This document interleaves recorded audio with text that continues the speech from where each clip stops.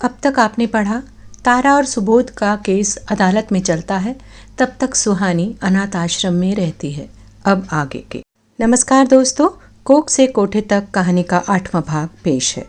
दोस्तों, अगर आपने अभी तक मेरे इस चैनल को सब्सक्राइब नहीं किया है तो इस बेहतरीन कहानी के लिए आप मेरे चैनल को सब्सक्राइब कर लीजिए और बेल आइकन भी प्रेस कर लीजिए ताकि कहानी का कोई भी भाग आपसे छूटे नहीं। तारा और सुबोध का कोर्ट केस लगभग 6 महीने तक चला।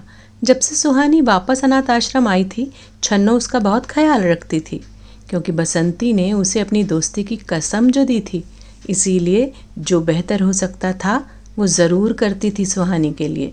वो हरदम चौकन्नी रहती, उसको कहीं अकेले बाहर भी जाने नहीं देती, हरदम साए की तरह उसके साथ लगी रहती थी। उसकी आंखें किसी जासूस की तरह मुस्तैद रहती थीं सुहानी के पीछे। और यह बात छन्नू के पति बब्बन को बहुत बुरी तरह खल रही थी। ए, क्या है री? देख रहा हूँ तू हरदम उस लौंडिया के पीछे लगी फिरती है। क्या वो तेरी खुद की जनी है जो उसका इतना ख्याल रख रही है? इतनी दीवानी हुई जा रही है उसके पीछे कि शौहर भी नहीं देख रिया तेरे को। कैसी बातें करते हो बब्बन मियाँ? छन्नू तमक कर बोली। अपनी औलाद न को सही, किसी की तो है इच्छना, और मुझे तो बसंती बहन ने कसम और कौलो करार लिया है, फिर मैं कैसे मुकर सकती हूँ भला? और तुमको क्या परेशानी पैदा हो रही है मियाँ? कुछ फूटे मुँह से बोलोगे भी? वो काफिर है, हिंदू की औलाद है, जो अल्लाह पाक में यकीन ही नहीं रखते, और तूने उनकी हिफाजत का कॉल कर लिया। बड़ी खुंदक भरे अंदाज में बोला बब्बन। बच्ची है वो बब्बन, और बच्चे हर धर्म में फरिश्ते का रूप होते हैं, उनमें कोई हिंदू मुसलमान नहीं होता। तू यह क्यों भूल जाता है कि चाहे मुंह बोली ही सही, इसकी माँ ताराबाई एक मुस्लिम है। अरे मुंह बोला बाप सुबोध सिन्हा तो हिंदू है, बब्बन चिढ़कर बोला। ओहो, ये खटक रहा है तुझे तो। उसकी माँ की ही इज्जत रख ले, माँ तो मुसलमान है ना, तो फिर। और यह मत भूल बब्बन कि वह बच्ची अनाथ है, और अनाथ को हमेशा खुदा ने फजल, मेहर और हिफाजत की नज़र से देखना चाहिए। और तू ये क्या लेकर बैठ गया? मैं जानती हूँ बात कुछ और है जो तू इस हिंदू मुस्लिम के पीछे छुपा रहा है। सीधे सीधे बोल, क्या खिचड़ी पक रही है तेरे दिमाग में? तू तो भाषणबाजी पे उतर आई छन्नू। अगले इलेक्शन में तुझे ही खड़ा करेंगे।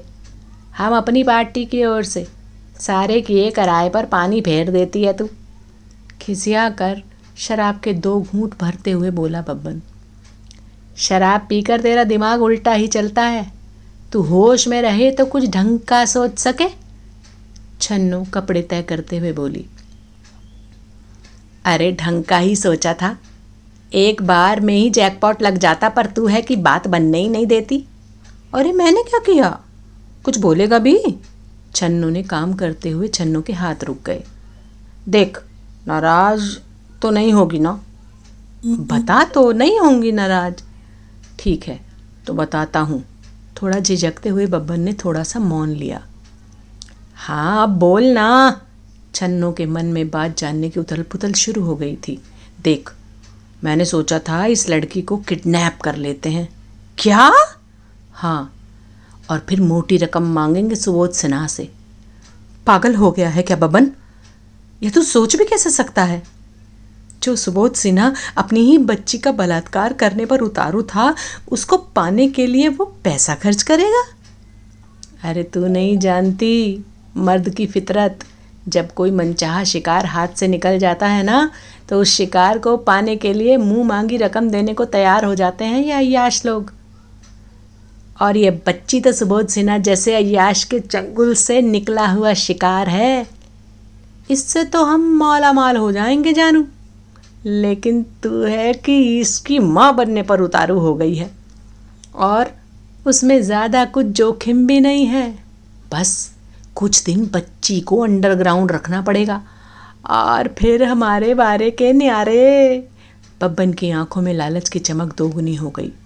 छन्नू डार्लिंग, तूने मेरा लाखों का नुकसान करा दिया।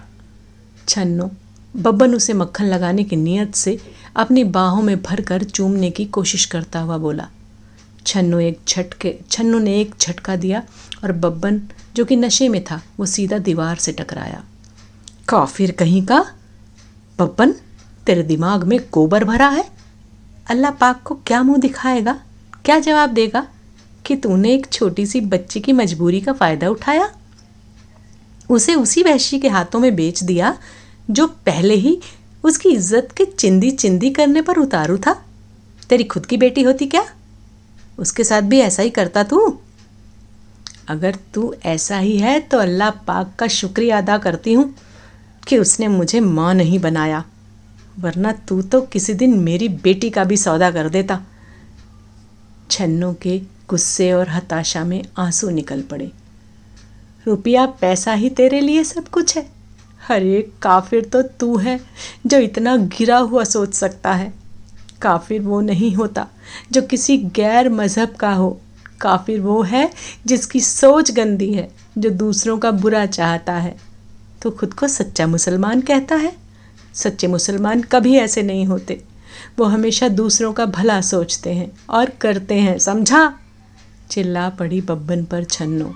एक झन्नाटेदार थप्पड़ छन्नू के गाल पर पड़ा।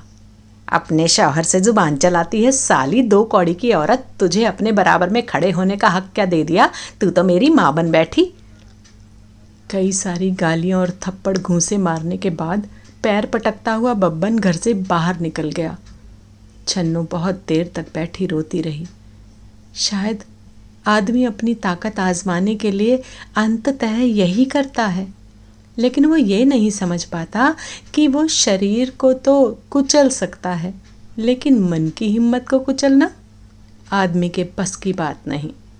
जितनी बार भी कोई पुरुष किसी औरत के ऊपर हाथ उठाता है, वो उसके कमज़ोर शरीर को तो नुकसान पहुंचा सकता है, लेकिन अनजाने में वो एक बार उसके मन की शक्ति को और मजबूत कर देता है, और यह उसको पता भी नहीं होता। छन्नू के मन में क्या चल रहा था, यह दूर दूर तक पता नहीं था बब्बन को। धन्यवाद दोस्तों। कहानी में हमारे साथ यहाँ तक बने रहने के लिए आप सभी का धन्यवाद। दोस्तों, हमारे चैनल को अभी सब्सक्राइब कर लें, बेल आइकन भी प्रेस कर लें ताकि कहानी का कोई भी भाग आपसे छूटे नहीं। धन्यवाद।